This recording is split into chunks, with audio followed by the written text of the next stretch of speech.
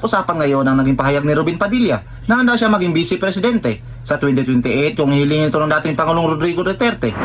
Diretsahan ang kanyang sinabi, "Walang makapag-utos sa akin, si Digong lang." Para sa mga taga-suporta, ito ay patunay na matibay na paninindigan at respeto sa lider ng kanyang pinaniniwalaan.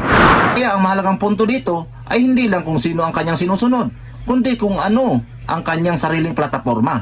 Kung sakaling tumakbo siya bilang vice presidente, ano ang kanyang konkretong plano para sa ekonomiya? Ano ang paninindigan niya sa mga pambansang isyu? Ano ang magiging papel niya sa pamamahala? Kung sakaling manalo ang kanilang tandem, lumabas ang pahayag na ito kasunod ng kumpirmasyon ni Sara Duterte na may intensyon siyang tumakbo sa pagkapangulo sa 2028. Kaya hindi maiiwasan ang espekulasyon tungkol sa posibleng Duterte-Padilla tandem. Sa ganitong usapan, mahalagang ihiwalay ang loyalty sa kakayahan. Maganda ang may paninindigan, pero mas mahalaga ang malinaw na direksyon at konkretong programa. Sa utos ng kahit sinong dating leader, hindi sa lakas ng apelyido, hindi sa ingay ng social media. Ang tunay na kapangyarihan sa isang demokrasya ay nasa balota at nasa konsensya ng bawat botante. Kaya habang maaga pa, panahon na para hindi lang makinig sa mga pahayag, kundi suriin ang mga plano.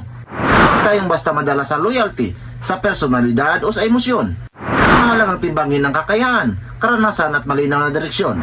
Ito labanan ng pinakamalakas ang sigaw. Ito ay seryosong desisyon na may epekto sa ekonomiya, trabaho, negosyo, presyo ng bilihin, seguridad, at kinabukasan ng susunod na henerasyon.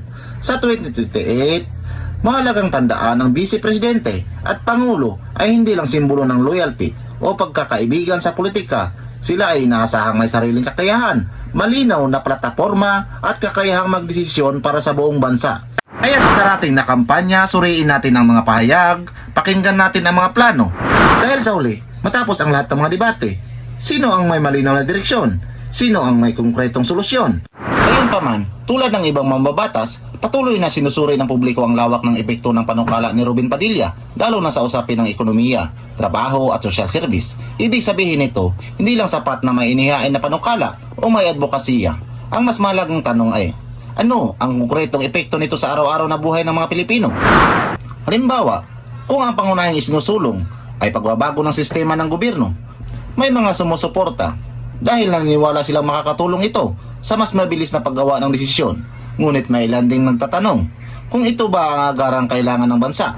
Sa usapin ng trabaho at ekonomiya, hinahanap ng publiko ang mga panukalang may malinaw na epekto sa paglikha ng hanap buhay at pag-stabilize ng mga presyo ng pangunahing bilihin.